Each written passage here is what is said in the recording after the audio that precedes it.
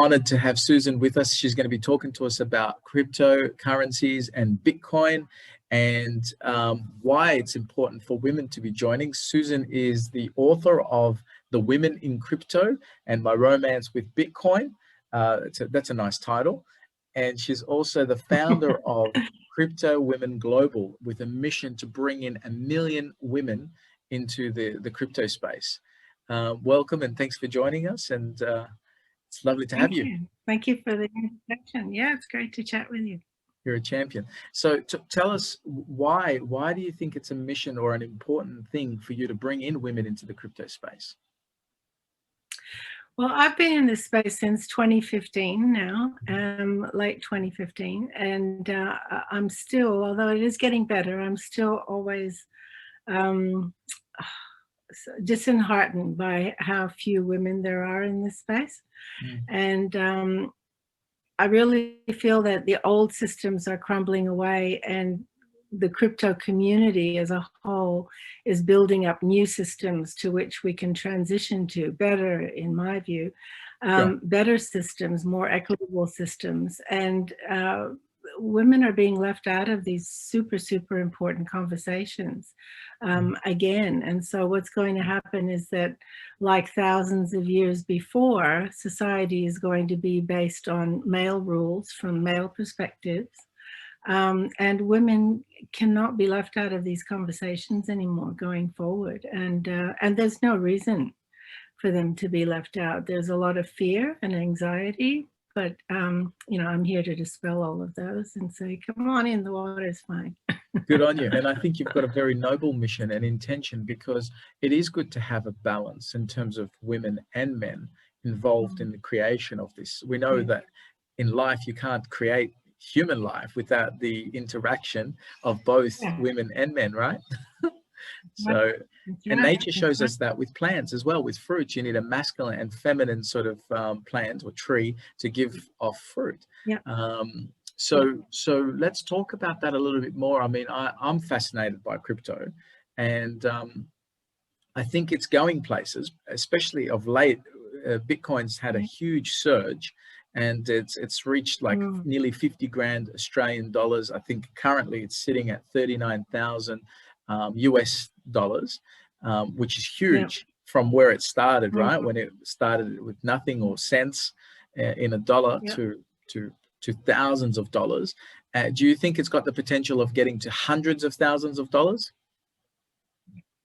Absolutely, yes. If you look at the charts going back all the way to 10 years when it was literally fractions of cents, it has far outperformed every single asset known to man, including gold, silver, precious metals, the stock market, bonds, any other.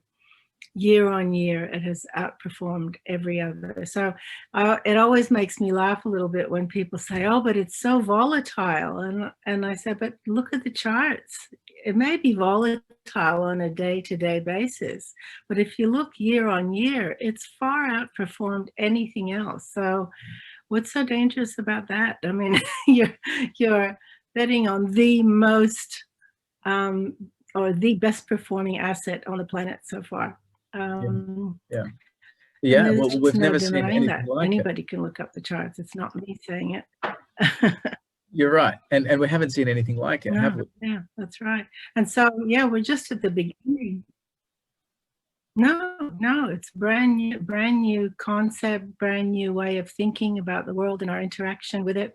And still less than 2% of the population is in Bitcoin. So when people say, oh, I've missed out, it's too much, which, we chatted before, they said that at 5,000, they said that at 10,000.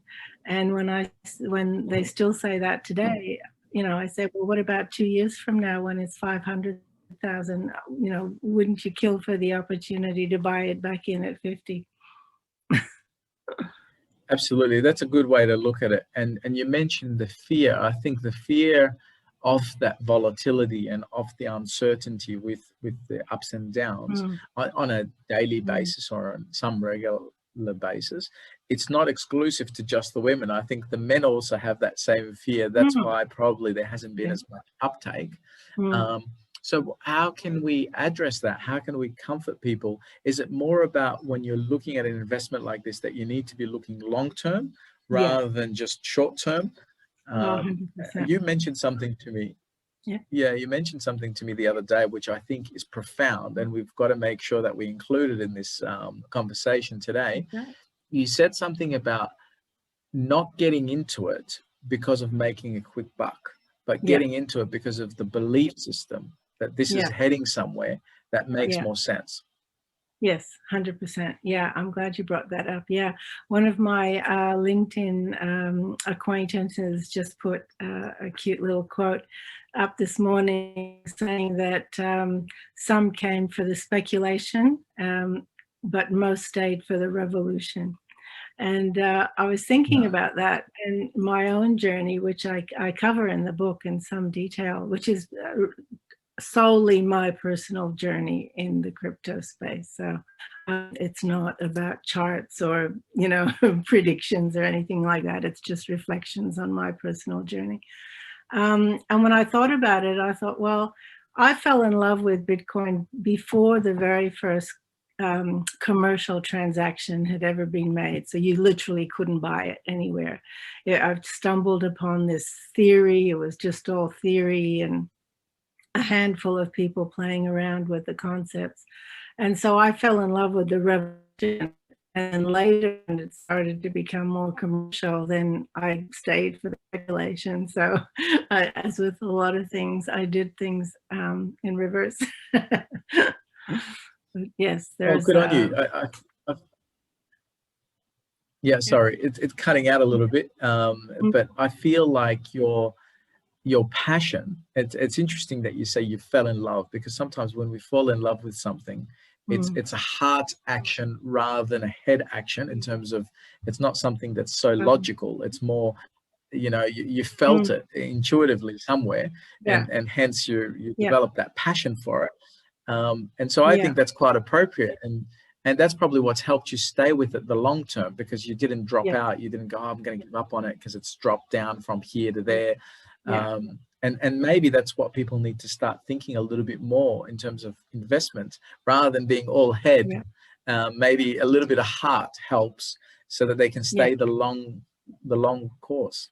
And that's what I talk to a lot of people about, is the concepts and the potential for good in society and the world, so that they do stay for the concept. And of course, if we all make money in the meantime or along the way, then great, that's a bonus. But, you know, we're really about building a better society, especially after this year, when I think pretty much everybody can now see on what a fragile thread the world has been holding on with for the past few years, really, since the GFC of 2008.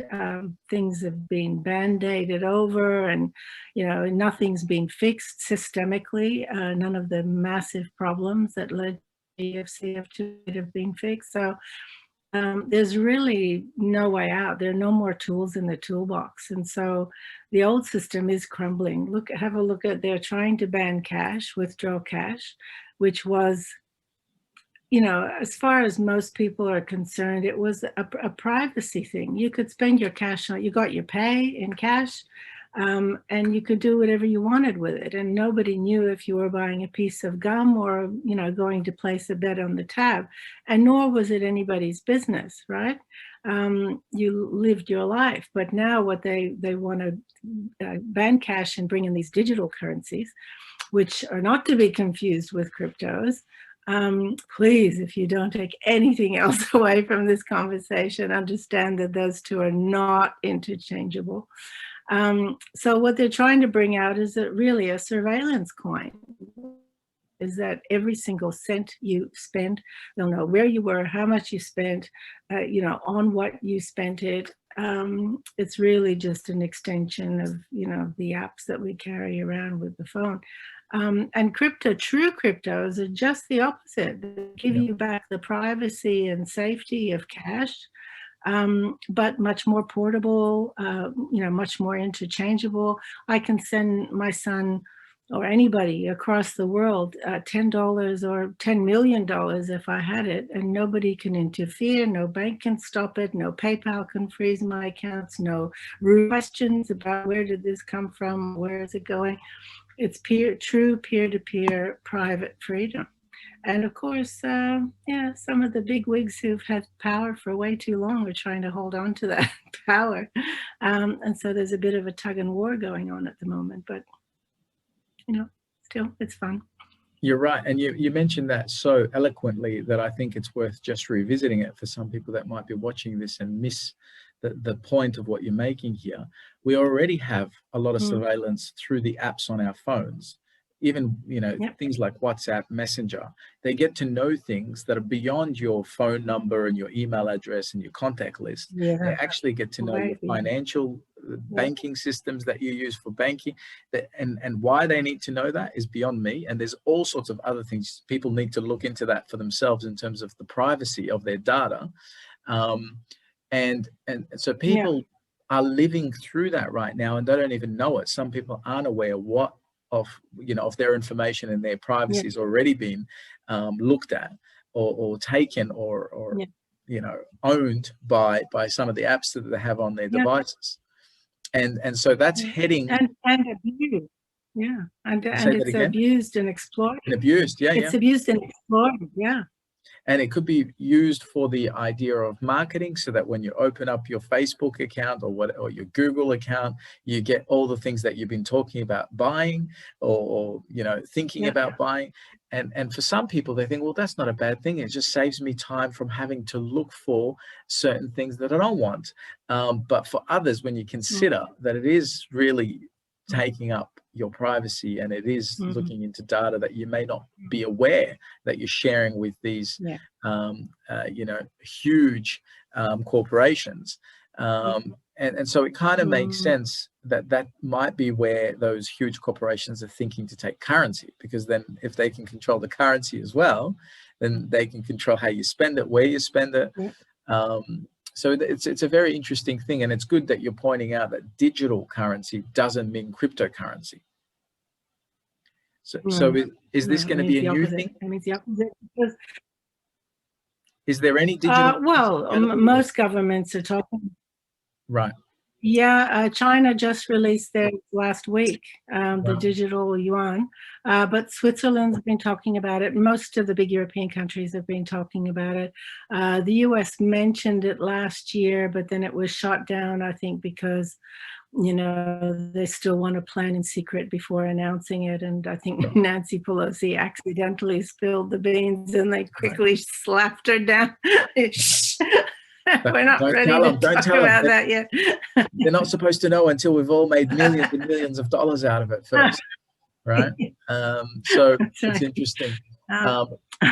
Isn't it interesting how the world works? And you're right. So the pandemic has shown a lot of those thin threads, and it has shown the vulnerabilities, not only in our financial systems, in our economy, in our healthcare systems, but in many different systems, even governance.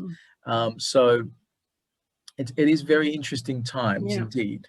And what I've seen happen as well, Susan, is recently there's been more acceptance by banks and other organizations of the cryptocurrency. I think even more new regulations. Sorry, cut out a little bit. I was just saying that what I've seen recently, which I think has helped with the surge of the Bitcoin price, is banks' acceptance of Bitcoin, which legitimizes cryptocurrency. And there's more regulation sort of coming in to make it a good place. I think you gave it this term. It's not your term, but it's a term you shared with me, which is new to me. And it's like a storage value. Is that what? Store value. Store value or storage value? Well, Bitcoin store of value. It's a way to store value, like gold. And traditionally gold has been perceived as this store of value, and of course Bitcoin is much more efficient in that, you know, you could just have a USB in your pocket. You don't have to lug around 10 kilos of gold bars anywhere, you know. So in many ways, it's much more efficient. But banks in particular aren't necessarily coming on board yet. They're more working on their own digital currencies. Who are coming on board are the large hedge funds and the large investment groups. They're coming in big time. PayPal came on about 2 or 3 weeks ago saying that they would allow, or they would, you know, support cryptocurrency exchange as a payment method, as well as, you know, the typical MasterCard, Visa card things. So it's all these massive institutions who are literally bringing in hundreds of millions of dollars. Even ironically, people who 2 years ago said that, you know, Bitcoin was a scam and it was going to go to zero and they wouldn't touch it with a 10-foot pole, they're now all of a sudden putting in $450 million into Bitcoin, you know? Wow. Yeah. That's huge. Can you So talk? there's a lot of money coming. Sure. Can you talk through the timeline of like what happened with the last high that we experienced in 2017? I think it was the end of 2017 where it reached like 24K or something. Yeah. And then it dropped back down to like 3K USD or something. And just sort of give people that haven't followed that timeline or that experience, because you've been involved in it. What drove it to get to that high, and what made it drop, and how that's different to this current cycle? It's very, very different. I'm glad you brought that up. And yeah, it was very painful to live through that.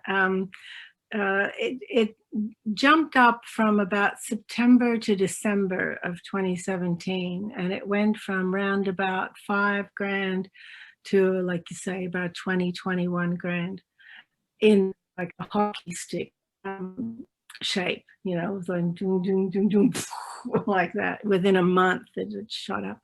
And that was a lot of retail FOMO, as they call it. So there was a lot of hype around it. It was just getting more and more popular. And so, you know, a lot of small retail investors thought, oh, I don't want to miss out.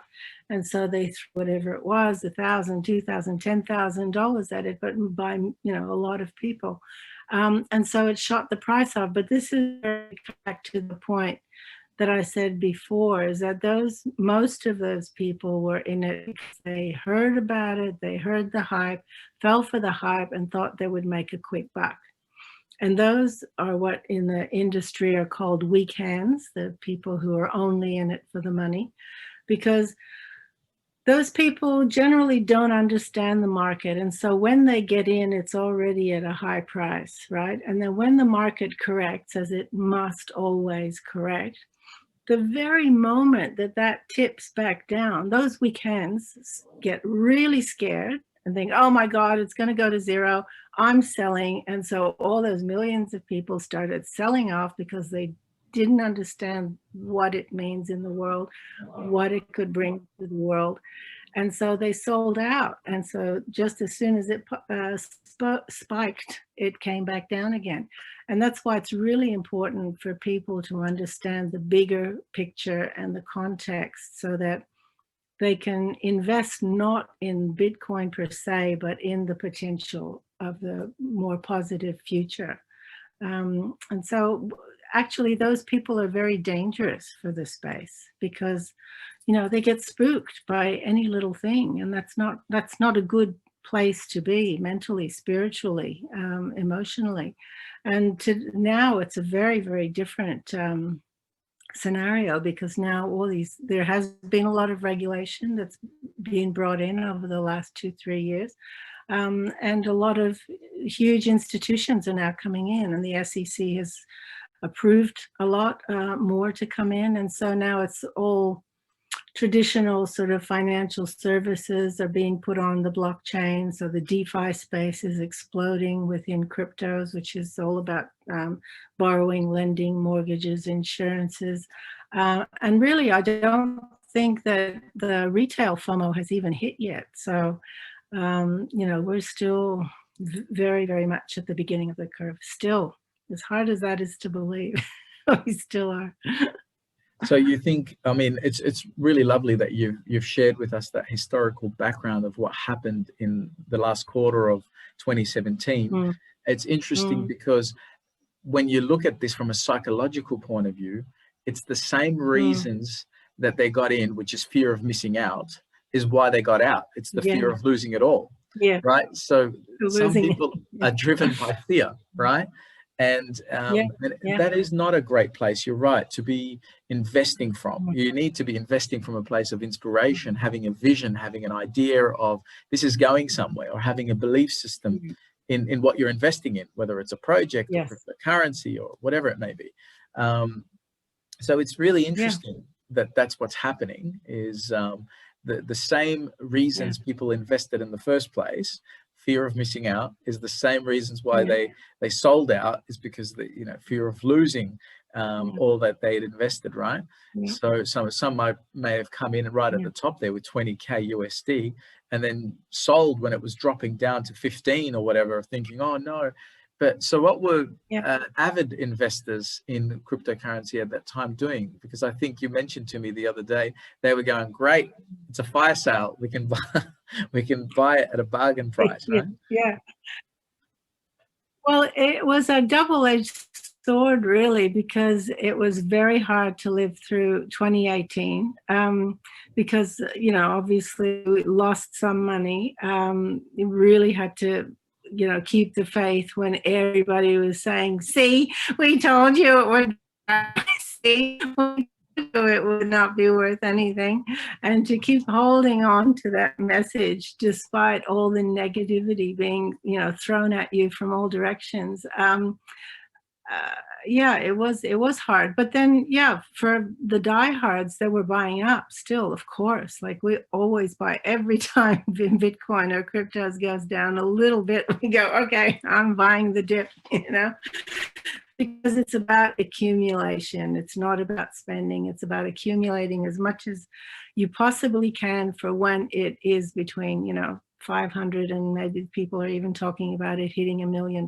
Don't forget, there's only ever going to be $21 million Bitcoin in the whole world. And we're already at 18.5-ish. So it's a ever scarce product, and more people want to get in. As I said, only 2% of the population are in it. So, even mathematically, you do the numbers, there's no way to go but up.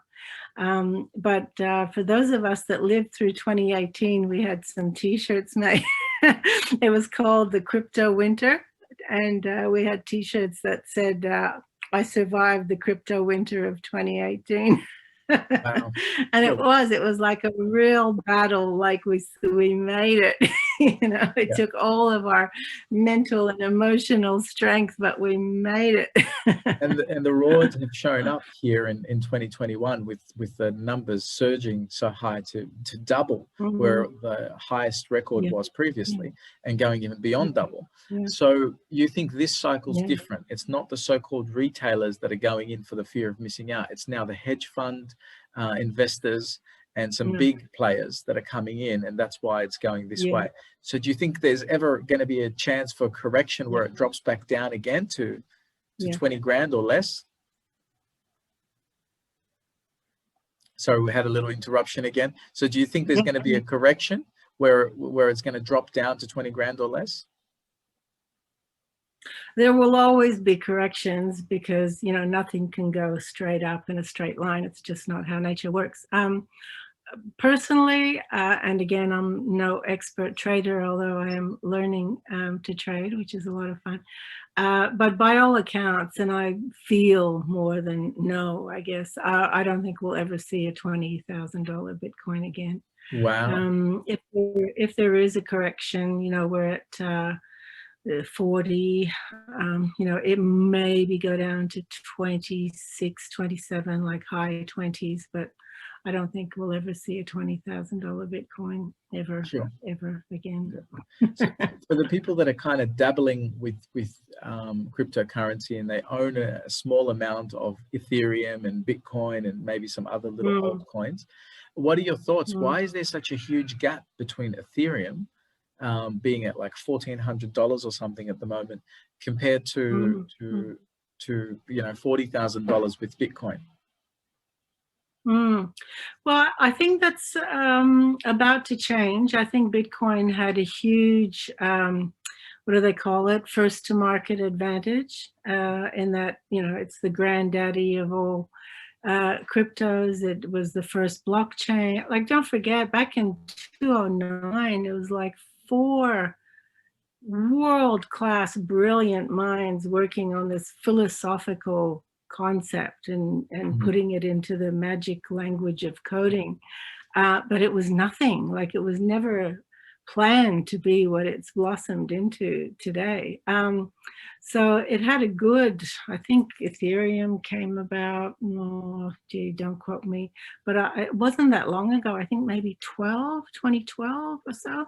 So Right. Bitcoin had a good 3 years on it. Ethereum was very slow to take off because it's a very different kind of blockchain. Yeah. But I think that's about to, I don't think Ethereum will overtake Bitcoin, but a lot of people are saying that it might overtake the percentage in growth of Bitcoin, because a lot of the DeFi space, which is short for decentralized finance, which is really booming at the moment, all of those projects are built on the Ethereum network. So Ethereum is proving to be, rather than a store of value like Bitcoin, it's proving to be really valuable as a form of function for all of these projects to perform on, right? So that's the difference. So it may grow faster than Bitcoin in percentage, even if it doesn't surpass the price, if you know what I mean. But even now, people are talking about, $5,000 ETH, which is, like you said, is now about 1,400 by the end of the year. So, there's a lot of growth in Ethereum as well. Right. I love your knowledge and I love your energy on this topic, because you light up when we talk cryptocurrency. I know you're a very energetic person, most times anyway. So, but I do see like this brilliance and this genius in you that just kind of comes to life when it comes to that topic. So how can people touch base with you, Susan, and or get to know more about you, maybe get access to your book? Because what I'm thinking, one, I want to share that information with people so that they can connect with you. But two, I want to do another follow-up to this where we can use people's questions to go into detail. About things. So if people ask a question, maybe what's the next altcoin or whatever that they might ask, we can answer that in the next interview. Cool. Yeah, that'd be fun. Ask me anything section. Yeah. So let's well, my book at the moment, my book was supposed to be out in December. The publisher was running late, so I'm told it's going to be any day now. Right. But there's still a 50% pre-launch discount on. Which is, I can send it to you, but it's also on my Facebook page and also on my LinkedIn page. Right. People can also join Crypto Women Global on my Facebook group. So it's just Crypto Women Global. Where else can they find me? I mean, I'm on Facebook, I'm on Instagram, LinkedIn. Sure. Do you have a website? I can send you all things. Yeah. Do you have a website? Yeah, just cryptowomenglobal.com. So cryptowomenglobal.com. Yeah. And there's actually a link to the 50% discount there under books. Just in the menu, it says my books, I think. Fantastic. Yeah, so through your website. Now that I'm thinking about it, there's a freebie as well. If people subscribe, they can get an ebook on 6 easy steps to passive income. Yep. So it's just a quick little book on the things that they to do in order to prepare to get into the space, because I get a lot of people calling me now, of course, with the economy the way it is, like, oh, can you just help me to buy Bitcoin? I would say, yeah, we can do that. And that'll be step 5 because there's a lot of steps you have to put into place to stay safe, to hold on to there's no point in getting Bitcoin if you're just going to lose it, or if people are just going to be able to take it off you, right? So you have to grow a mentality of you are your own bank. There's no customer service line. If you screw up, you screw up. There's no one coming to save you. So you have to adopt a real, put on your, your big girl pants and learn how to stay safe, be safe, stay safe, and then we can use Bitcoin. Awesome. I like those rules. I think they're great ground rules. Yeah. So necessary, especially, imagine, you know how many people have lost Bitcoin because they've lost their little USB stick and they don't know where they put it, and I can't remember the password, and literally billions of dollars have been missing. Wow. Literally. Wow. That's huge. And imagine those people who have bought some when it was lower and now see that it's at 50,000 or something and go, my God, if only I could find that USB stick. So I guess that adds to the danger for some people, not just the volatility, but the fear of being their own bank is a big thing. So I've already got topics running through my head and questions, and the 6 steps would be one of them for our next video, is to just go through that and see if we could make that more accessible to people, because people may not want to read it as much as they'd want to hear it from you, and then the questions that I might ask to sort of delve a little bit deeper on that.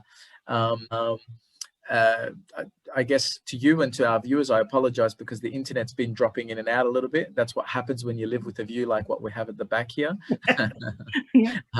So the other thing I wanted to say, just to wrap up, I heard this said on YouTube by someone who's very close to Bitcoin, and he's been analyzing and talking about it for years. I can't remember the gentleman's name, but he said the difference between getting wealthy or rich on Bitcoin versus, or cryptocurrency versus fiat currency, is for me to be rich on fiat currency, it means my granddad killed more people and robbed more people to have the fiat currency riches. And for us to get rich now with this cryptocurrency, it just means that instead of the granddad experience, it's more that one of us was more innovative and trusted in an innovation technology that is supporting a currency that would support and work better for the sovereignty of humanity. Even just the education component of people learning how to use money, the difference between fiat currency and cryptocurrency, being their own bank, stepping up. Love it. Love it. And this truly is a intergenerational wealth creation opportunity. It is like an opportunity that hasn't, presented itself. Like you say, families have passed down generational wealth from all sorts of nefarious activities, right? Whereas, this is really the first intergenerational wealth opportunity that is based on goodwill. It's based on social good, and providing or creating a cohesive, harmonious society, which is, all the things that we so need today. Totally agree. And that's why I'm proud to be involved and connected with beautiful people like yourself.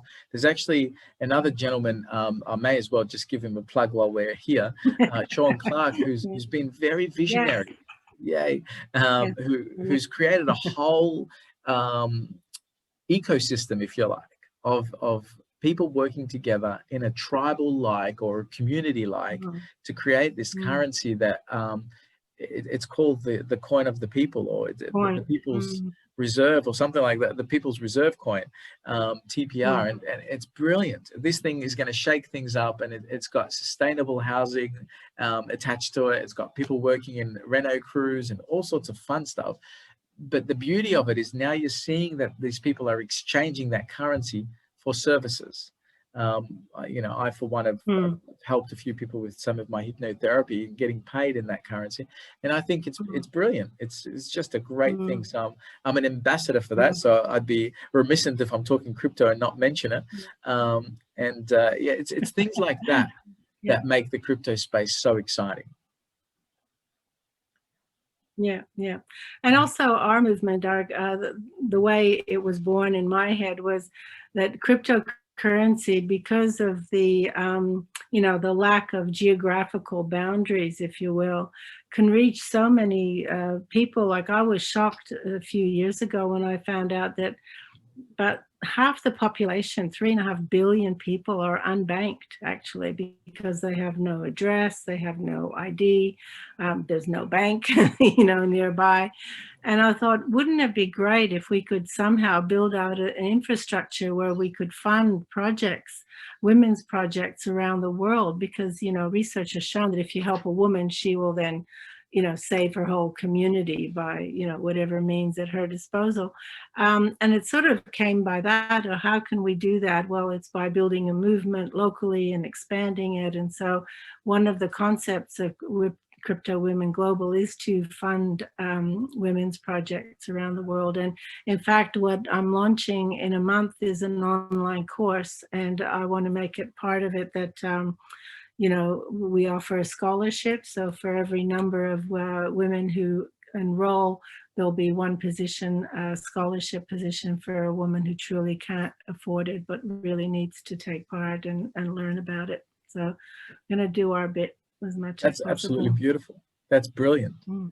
And I really do love that. I love the concept of a movement that supports and helps more women. We know that, be aware of a society of educated women, because they'll come in and they'll help and nurture and do what women do, educate more, help more, and, and take care of each other more.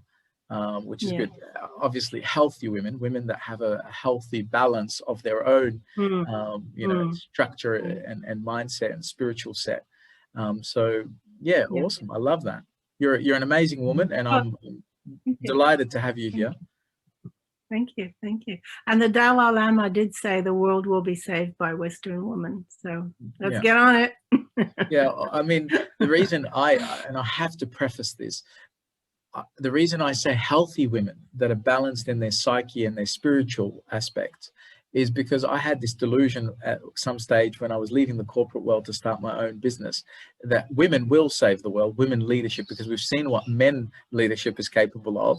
And so we definitely need the change of women leadership. And the universe, as it always does, gave me a really nice love tap across the back of the head and introduced me to some women that were completely out of their feminine and into their unhealthy masculine, because they were emulating men in the corporate world to climb the corporate ladder. And so they were completely unhealthy. They were definitely not healthy leaders or healthy women. They were more, I call them egotistical instead of egotistical women, rather than and they were like, it was havoc to not only their organization but to the teams of people that were affected by working under them. Some were suicidal, some left and just wanted to escape, and that's what I mean. So not only could men do damage in terms of unhealthy leadership, but I think women that don't have a healthy balance in themselves or healthy alignment can do just the same. So this is where it's important to have healthy men, healthy women with a healthy balance that can actually honor and help each other. And support each other. Exactly. Yeah. I mean, I remember, back in the 80s when, all the power suits were popular, and women really did have to, the economies were so bad that people or families couldn't live on just daddy's income anymore. Whereas up until then, that was the norm. And all of a sudden women were almost, collectively forced to go out into the workforce. I'm not saying they didn't want to or whatever, but it was like the first time that it was absolutely necessary for there to be two incomes to survive. And women did, like the pendulum did swing from the apron in the kitchen and cooking and baking to now, whoa, I've got to bring in some serious money or else our kids aren't going to do well, which for, is a real survival fear for most mothers, I would think. And so, it did become a very masculine thing. And I'm happy to see now that, 20, 30 years on, it's men have become, like the younger generation of men, I think, have become a lot more gentle, a lot more aware, a lot more kind. You see them with the little babies, and it's so sweet. And I think women too have been able to let go of that, I have to be this strong woman. You can be soft and feminine and caring and nurturing and still kick ass. You can. Well, it's so nice when hearing you say that, because a woman in her power that is still gentle and soft and lovable and leader in her own right, and knows what she wants and has a vision and has a healthy intention to help others and to do good for the planet and her family, is actually a lot more attractive. The one that's more like becomes a lot less attractive, and definitely a lot more I guess a lot more edgy is probably the best way to put it, where it becomes a bit rough. And it's the same for men. If men are too masculine, they're too rough. If they're too feminine, then they become a little bit too soft. So it's about that balance, isn't it? And just understanding that, honoring the center and the alignment of who we are, man or woman, rather than being on one side of the pendulum or the other. I was blessed enough to grow up with 3 sisters. So I honored feminine and sisterhood and all that sort of stuff from a young age. But I also, I honor being a healthy masculine, because now I've got 3 sons and I've got to be a father that that is balanced, and, that knows when to help the wife and when to step back and give her room to step up. Well, it would be the thing, and it's I've thought about this a lot. Actually, the original thought came from Nyla Rogers, who's an amazing woman, who came up with the Satoshi is female movement in America, which is a great idea, because nobody knows who Satoshi is really. And if you think about it, Bitcoin, the concept and the philosophy, is really based on a lot of feminine values. It's inclusion, it's cooperation, it's collaboration, it's lack of competition. The whole philosophy that nobody rules, but all the decisions are verified and acknowledged by a network of nodes that work in synchronicity. The whole thing has a lot of feminine attributes to the way of thinking. And so she came up with this movement called Satoshi is Female, because it must have been a woman who came up with this, right? I love it. But nobody knows. But it's interesting. Well, and that's the thing. So it could be a healthy man who's got that balance, or a healthy woman who's got the balance, or a big group of healthy men or women, because nobody knows whether Satoshi is a group or an individual. Exactly. And I like that. I like the mystery of it. It's almost so benevolent. It's almost like the intelligence of the creator of the universe, because it hasn't really identified with the gender, Cool. Some people say it was aliens who came down and gave us the gift. Yeah, that's right. Some say it's the Big Bang. Some say it's the monkey evolution. Look, I think the fact, the mystery part of it is the joy of if I take anything from all that sort of work, I take the idea of we're created in the image of the creator. Let's not try and create the creator in our own image, but let's try and be more creative. And look, and I think this has been a creative, beautiful co-creation here in our conversation. I really appreciate you and your time, and I hope the viewers enjoyed as much as we have. Thank you so much for your time. I really appreciate you and the knowledge and the information you're sharing here today.